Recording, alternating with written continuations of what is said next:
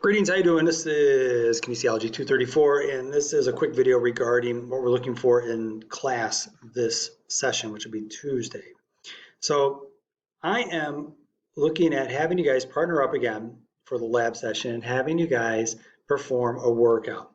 And I want you guys to use the weekly workout template that's found in this folder, in this module, and formulate a workout, 4 or 5 exercises, come up with rep and set combinations, the exercises you wish to perform, and then you can compare and contrast how your person did when you actually worked out. And take the time to come up with some exercises, maybe in some different areas, or have a theme or have a concept of what you're trying to accomplish, and you can disclose that in the notes section of that document.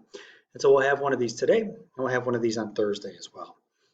And as you do this, what I'm also interested in is I want you to be able to, when you work with your clients, work with them, and then when you're working with them with these different exercises, explain and introduce the exercise, demonstrate the exercise if needed, and then have them perform the exercise. And once they're in the workout environment and they're actually working out, make sure you do the 3 C's. You're coaching them along, you're cueing them along, and you're correcting as needed.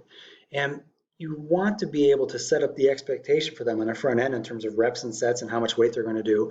And of course, if they're working out and they want to throw some weights around, please provide a spot as needed.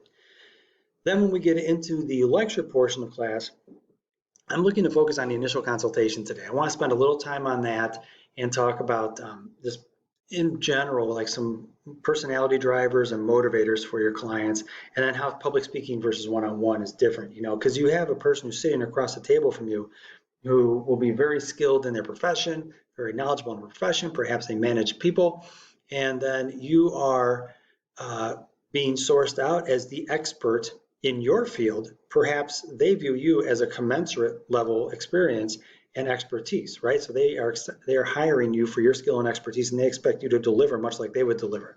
So when you get to this one-on-one environment, you've already established a relationship building process with your client through phone call, through text message, through email. That's your very first contact, or even a conversation in the facility. And then you're extending that, and really this is a beefy part of the process, is the initial consultation when you sit down and talk with them and how you handle yourself in that context. So when we get together, I first want you to go ahead and sit down, partner up like you were, and then first ask, you'll have partner A and partner B. Partner A is going to ask the other one, what's your favorite color?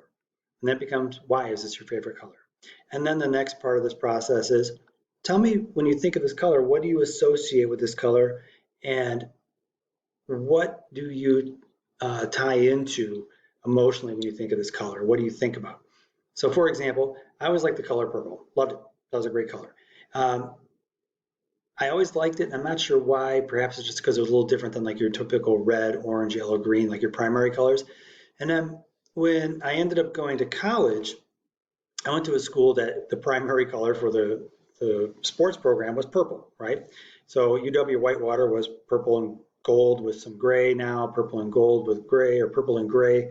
And so they kind of changed the colors over the years. But the long story short is when I think of this color, I tend to reflect back fondly on my time there, participating in sports, many of the things I did in terms of programs there, and also my bachelor's degree. So what we've just done is we've gone from a very binary, it's either X, Y, or Z. Why do you choose X, Y, or Z? And then what does X, Y, or Z make you think about? So you go from a very simple kind of binary question to a more complex, emotionally driven response.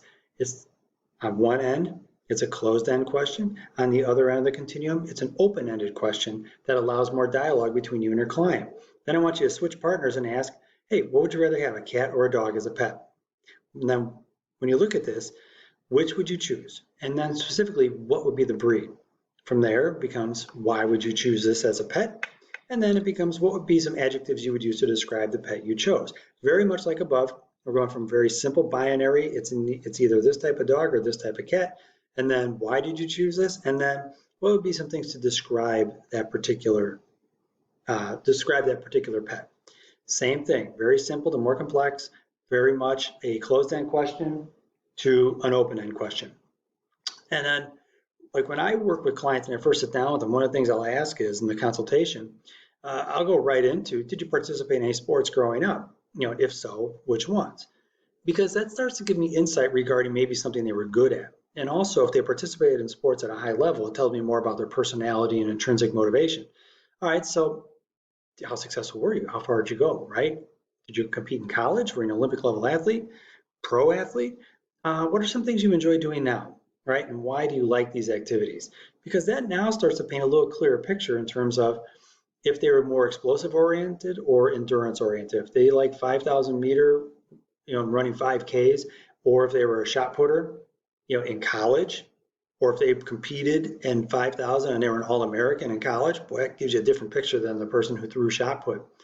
And then as you look through these kind of broad statements to the right here, you can start to pick out where they were a starter, were they all conference, were they a leader on the program. And even in the context of playing softball, like if they played softball in college, you can just think of it like, okay, were they a pitcher, infielder, outfielder, right? Because they have different demands. You can start to kind of pick out a little bit more about the person and what they're perhaps good at or what they would naturally gravitate to. The other part of this is when you look at it, you have somebody who's an elite level shot putter, they might never ever, because of their somatotype, be able to get down to being a very lean endurance type runner. You can work with them, get them more in shape, etc. They might have a high intrinsic motivation to actually work out, but they might be limited in how far they can go. And that's a very realistic conversation to have with your people. But also, this whole series of questions provides context to the person regarding the person that's in front of you. So now, when you meet with your client, you're really trying to extend that relationship building process. And the beefy part of that process happens at the table. And you have to be in and engaged in the moment when you're talking with your people because you're trying to get as much out of them as possible. And if you're distracted and not vested in the process, they will see this in a second. And your questioning needs to go through a series of closed-end questions to open-end questions to go from very binary type of responses to more open-ended responses to get more out of them. No doubt, absolutely no doubt, when you have a health history questionnaire in front of you, that's going to provide many, many, many talking points in that hour. But also, when you sit down to try to find out more about your person, it's going to go beyond just a health history questionnaire because otherwise you're staring at a piece of paper at the table and they're looking at the top of your head, which is wrong. You want to be well versed in that health history questionnaire and be able to have some questions formulated based off of that without having to stare at the document. And from there, it transitions into the other questions that we talked about today and how you actually guide that conversation. Again, they're looking for you to be the expert level in health and fitness and guide them down a path. And part of that process is you're literally taking their hand right now at the table and starting that process. But to do so, you have to figure out what makes that person tick. And then you can use that as a way to then leverage that person to motivate them a little bit more. All right, guys, have a good one. Catch you later.